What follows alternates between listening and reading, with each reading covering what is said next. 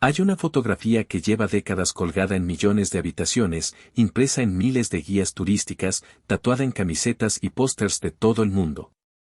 ¿La conoces? Es el Coliseo de Roma.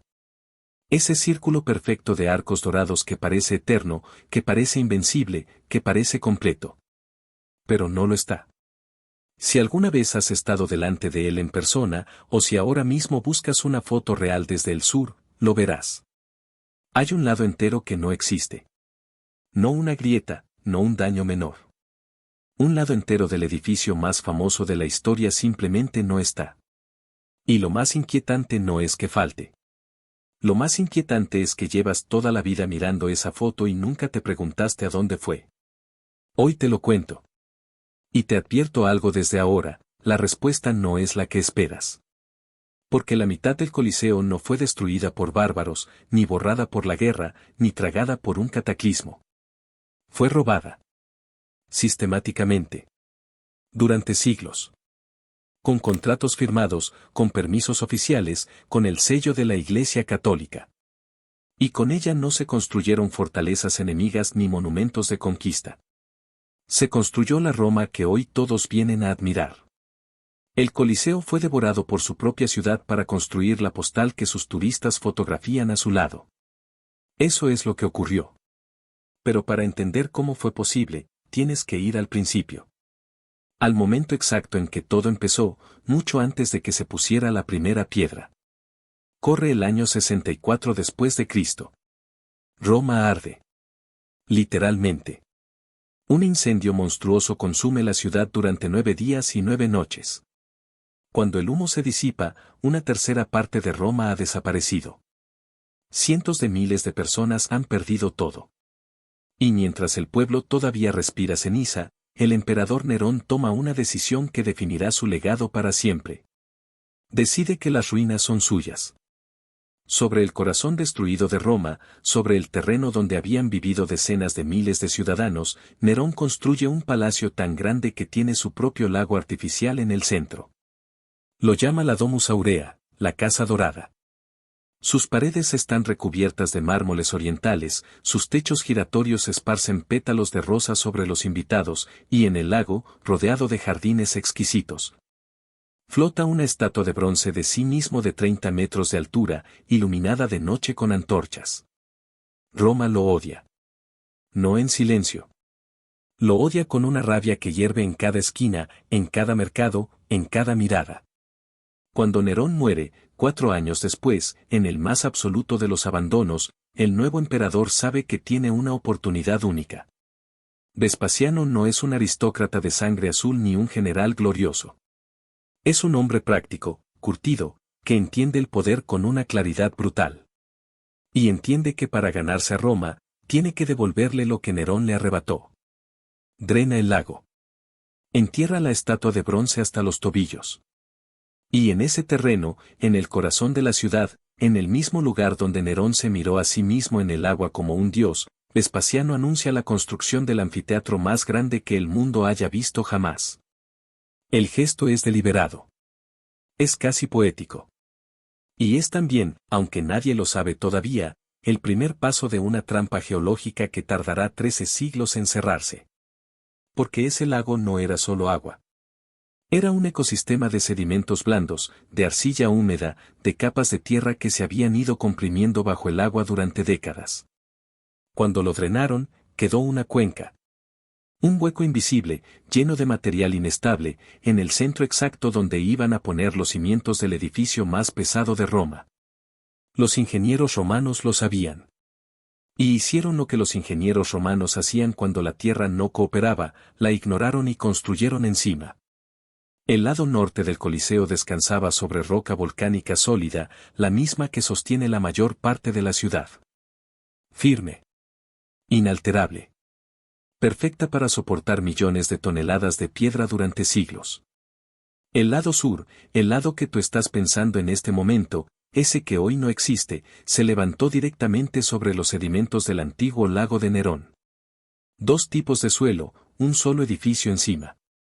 Era como construir una mesa con 2 patas de madera maciza y 2 patas de corcho. Mientras no pusieran nada encima, se sostendría. Mientras no pasara el tiempo, resistiría. Pero el tiempo siempre pasa. Sin embargo, si estuvieras en Roma en el año 80, el día en que el Coliseo abrió sus puertas por primera vez, ninguno de esos cálculos geológicos te importaría lo más mínimo.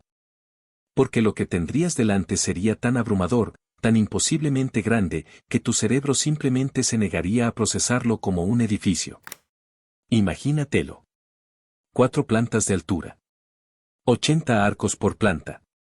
320 arcos en total, cada uno perfectamente encuadrado, cada uno habitado por una estatua de mármol pintada en colores que hoy nos parecerían casi vulgares, casi excesivos. Rojos, azules, ocres, dorados. No el mármol blanco puro que asociamos con el mundo antiguo. Colores vivos, agresivos, diseñados para ser vistos desde lejos, para gritar poder bajo el sol mediterráneo. El suelo exterior no era tierra ni adoquín. Era travertino, la misma piedra calcárea color crema que usaron para los bloques principales, pulida hasta que brillaba como si fuera cerámica. En días despejados, la luz rebotaba en las fachadas del Coliseo y podías ver el reflejo desde kilómetros de distancia. Era una señal de humo permanente. Un faro de mármol que decía, aquí está el centro del mundo. Por encima de todo, suspendido entre los mástiles del último piso como una vela gigantesca, el velarium. Una cubierta de lino y cáñamo que los marineros de la flota imperial extendían y recogían según las órdenes del día. Imagina eso. Los mismos hombres que manejaban las velas en el Mediterráneo, los mismos que habían cruzado tormentas frente a las costas de Cartago, contratados para mover un toldo sobre un estadio. Porque el emperador quería que su pueblo no tuviera calor mientras miraba morir a otros hombres. Y dentro, 70.000 personas.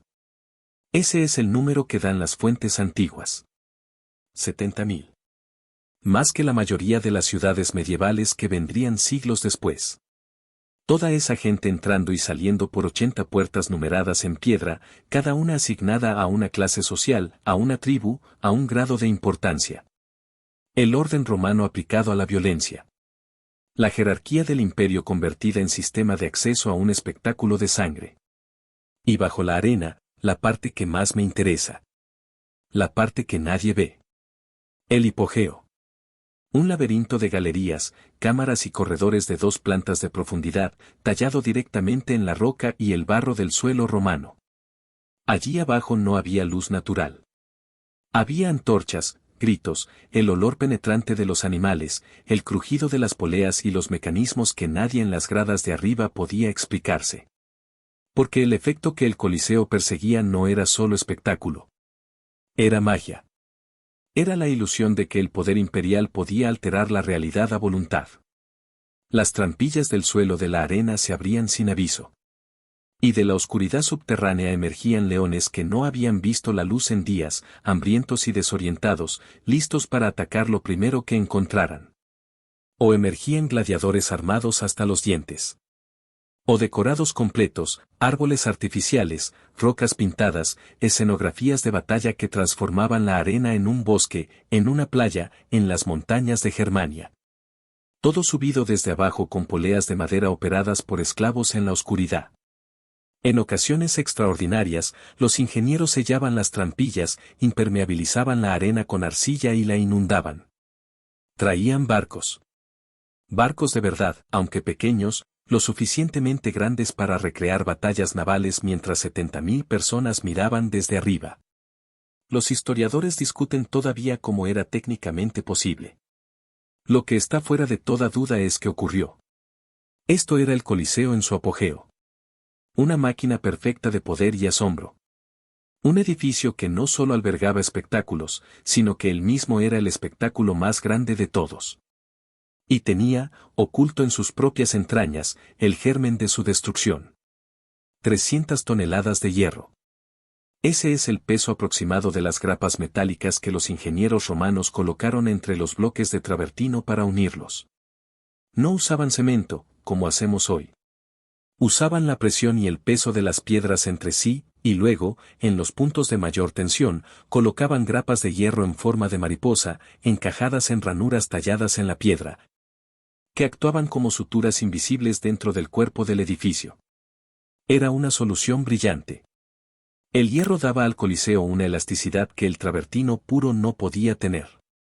Le permitía respirar ligeramente ante los terremotos, ante las dilataciones del calor romano, ante el peso constante de 70.000 personas saltando de pie simultáneamente cuando un gladiador daba el golpe de gracia. Esas 300 toneladas de hierro eran el sistema inmunitario del edificio. Y también eran su condena. Porque el hierro tiene un valor que la piedra no tiene. La piedra es construcción. El hierro es herramientas, armas, clavos, rejas, cerrajes, cadenas. El hierro es dinero en cualquier época en que el metal escasee. Y en la Edad Media europea, el metal escaseaba casi siempre. Pero eso vendría después. Antes, el imperio tenía que caer. Y cayó. No de golpe, que es lo que nos enseñan en los libros con una fecha limpia, el 476, como si Roma fuera una vela que alguien apagó de un soplido. Cayó como caen los imperios reales, lentamente, desigualmente, en algunos sitios más que en otros, con décadas enteras en las que era difícil distinguir si estabas dentro de la decadencia o simplemente en un mal año. Los últimos grandes espectáculos del Coliseo se celebraron en el siglo VI. Las cacerías de animales continuaron hasta el 523. Las ejecuciones públicas, más tiempo todavía. Pero los gladiadores habían desaparecido antes, prohibidos por decretos imperiales que intentaban limpiar la imagen del poder romano ante una Europa que se estaba convirtiendo al cristianismo. Con los juegos suspendidos, el Coliseo dejó de ser una prioridad. Y un edificio que deja de ser prioridad en una ciudad en decadencia se convierte muy rápidamente en otra cosa. Primero en refugio. Los primeros en instalarse fueron los más pobres, los que no tenían dónde ir. Se metieron en los arcos del piso bajo, taparon las entradas con tela y madera, encendieron fuego en el suelo de mármol que había visto pasar a los emperadores. Luego llegaron los artesanos. Un herrero aquí, un zapatero allá. Los pasillos donde esperaban las fieras se convirtieron en talleres donde olía a cuero quemado y a metal fundido. Después llegaron los más poderosos. Las grandes familias romanas de la Edad Media descubrieron que los muros del Coliseo eran más sólidos que cualquier fortaleza que pudieran construirse ellos mismos. Se apropiaron de sectores enteros. Instalaron sus cuarteles, sus almacenes, sus propias capillas privadas. Hay registros de al menos 2 familias nobles que se disputaron en tribunales la propiedad de distintos arcos del edificio, como si fueran casas en una calle cualquiera. En la arena, donde antes corría la sangre de los gladiadores, la gente plantaba huertos. Había col, cebollas, habas. El suelo estaba fertilizado por siglos de materia orgánica prensada bajo la arena, piel, hueso, sangre seca, estiércol de animales exóticos. Era tierra negra y oscura, extraordinariamente fértil. Los romanos medievales la cultivaban sin saber exactamente por qué crecía tan bien todo lo que ponían en ella. Y aquí es donde la historia se vuelve verdaderamente oscura. Porque en un momento que los historiadores sitúan entre los siglos IX y XI, alguien se dio cuenta de algo. Alguien golpeó una pared del Coliseo con un cincel, probablemente buscando reformar su espacio, y el sonido que escuchó no era el sonido sordo de la piedra maciza. Era un sonido hueco, metálico, con una resonancia diferente. El hierro. Una vez que el primero lo encontró, la noticia se extendió como se extienden las noticias cuando hay dinero de por medio, deprisa y en voz baja. Había 300 toneladas de metal dentro de esas paredes. Solo había que ir a buscarlo. Lo que siguió no fue un saqueo. Fue una industria. Hombres con escoplos y mazas recorrían sistemáticamente los muros, golpeando la piedra para localizar las cavidades donde descansaban las grapas. Cuando encontraban una, tallaban en torno a ella, extraían el bloque, sacaban el hierro y lo fundían en hornos portátiles que montaban en la misma arena. A veces los bloques pesaban 20, 30 toneladas. Al extraer la grapa, la presión cambiaba, el arco superior perdía su punto de apoyo y la piedra cedía. Los obreros lo sabían. Lo hacían de todas formas. Los accidentes eran frecuentes. Las muertes, también. En el suelo del Coliseo se han encontrado, durante excavaciones modernas, esqueletos aplastados bajo bloques de travertino, con las herramientas todavía en la mano. Murieron haciendo lo mismo que hacía el edificio, resistir hasta el último momento antes de colapsar. Los agujeros que quedan hoy en los muros del Coliseo, esas perforaciones regulares que los guías turísticos mencionan de pasada, no son marcas de guerra ni erosión natural. Son las cicatrices exactas de donde estaban las grapas. Son el mapa de un robo que duró siglos. Pero el robo del hierro, por destructivo que fuera, era solo el principio.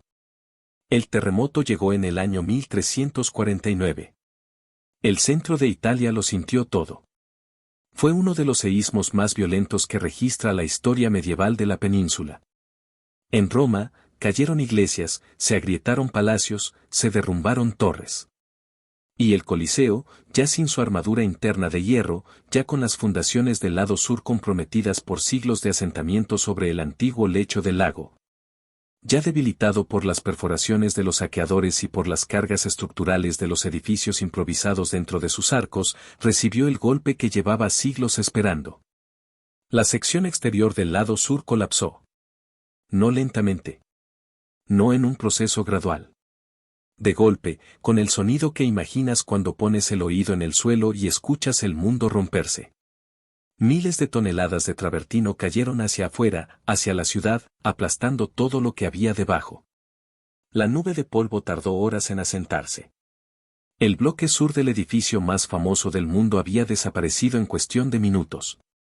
Y entonces ocurrió lo que convierte esta historia en algo que te cuesta olvidar. La gente de Roma no salió a llorar. No hubo duelo. No hubo silencio en las calles ni lamentos en las crónicas de la época. Hubo algo mucho más humano, mucho más incómodo, mucho más reconocible si somos honestos con nosotros mismos. Hubo alboroto. Porque lo que la naturaleza acababa de hacer en una noche era dejar accesibles millones de toneladas de material de construcción de la más alta calidad, perfectamente cortado, perfectamente dimensionado. Perfectamente listo para ser reutilizado. El travertino romano era una de las piedras de construcción más valoradas del mundo conocido. Resistente al agua, fácil de trabajar, hermoso. Y el Coliseo llevaba siglos siendo la mayor reserva sin explotar de esa piedra en toda Italia. Los bloques caídos del terremoto fueron retirados en días. Literalmente días. Los carros de bueyes hacían colas en los accesos al edificio. Los nobles enviaban a sus sirvientes con instrucciones de recoger tantos bloques como pudieran cargar. Los conventos mandaban frailes con notas de encargo. Los arquitectos del Papa enviaban a sus canteros con medidas precisas porque sabían exactamente dónde necesitaban piedra. Y cuando los bloques del suelo se acabaron, miraron hacia arriba. El saqueo institucional del Coliseo duró, con mayor o menor intensidad, desde el siglo XV hasta bien entrado el XVIII. No es hipérbole. Son 300 años de extracción sistemática, documentada en archivos, registrada en contratos, bendecida por decretos papales.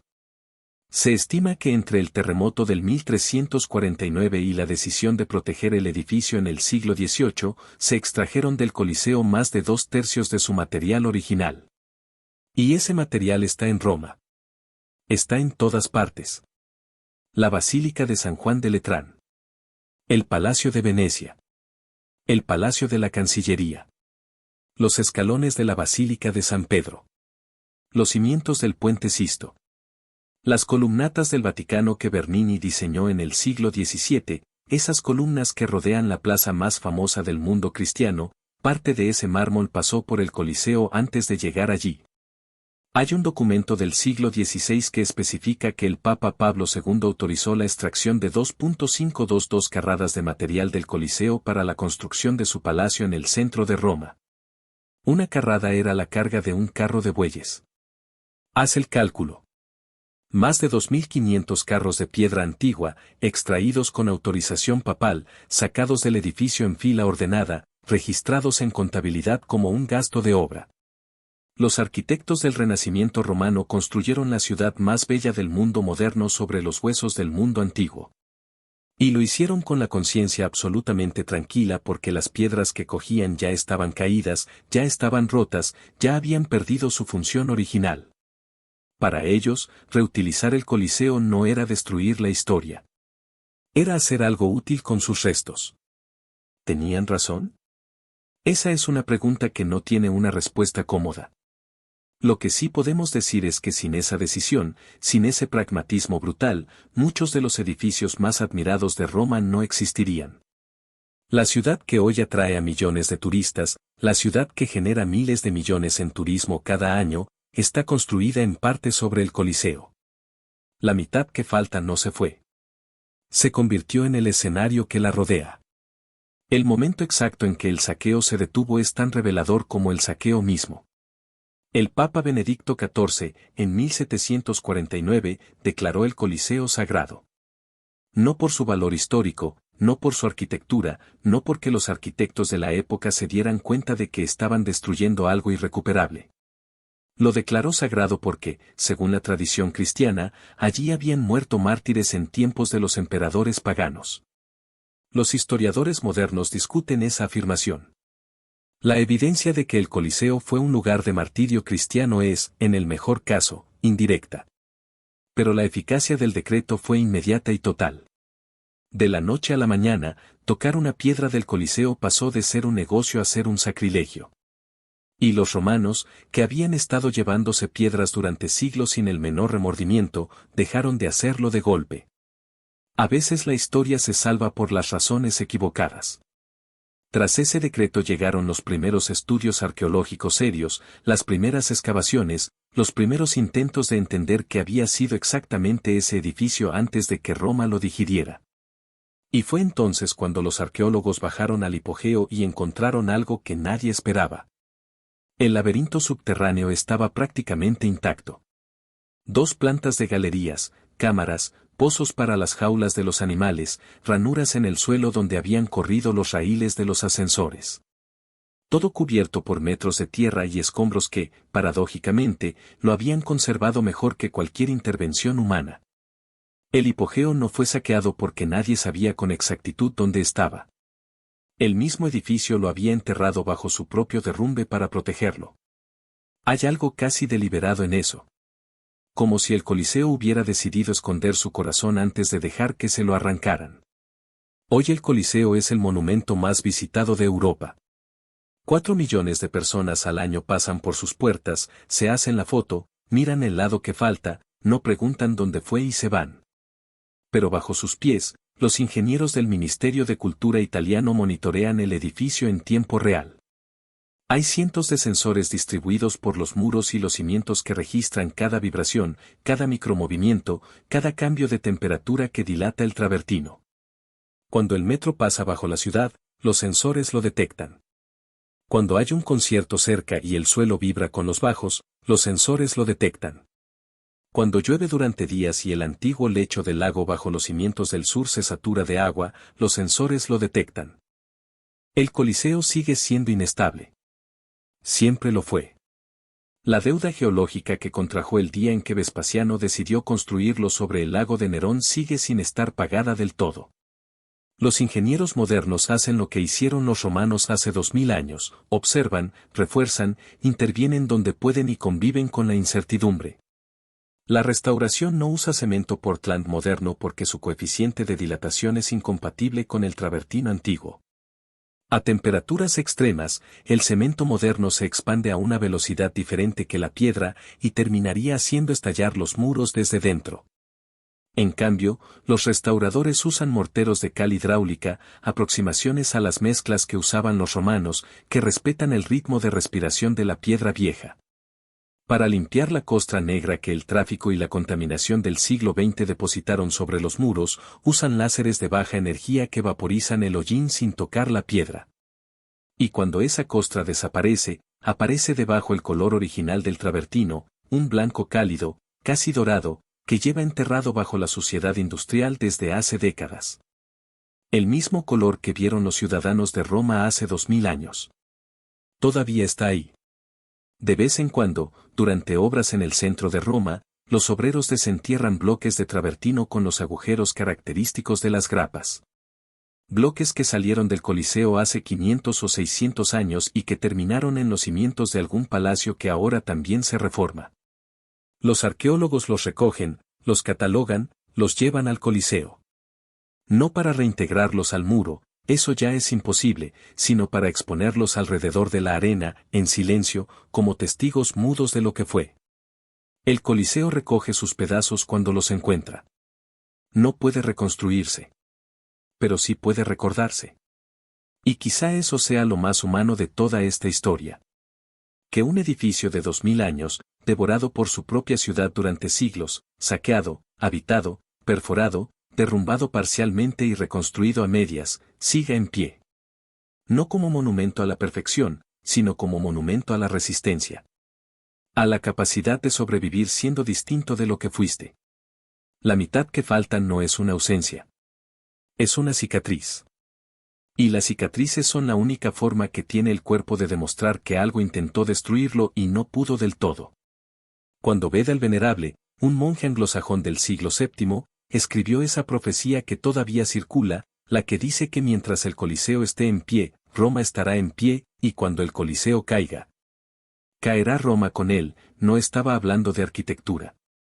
Estaba hablando de algo que los romanos entendieron mejor que nadie, que las civilizaciones no mueren cuando caen sus edificios. Mueren cuando olvidan lo que construyeron y por qué. El Coliseo está roto. Ha estado roto durante 14 siglos.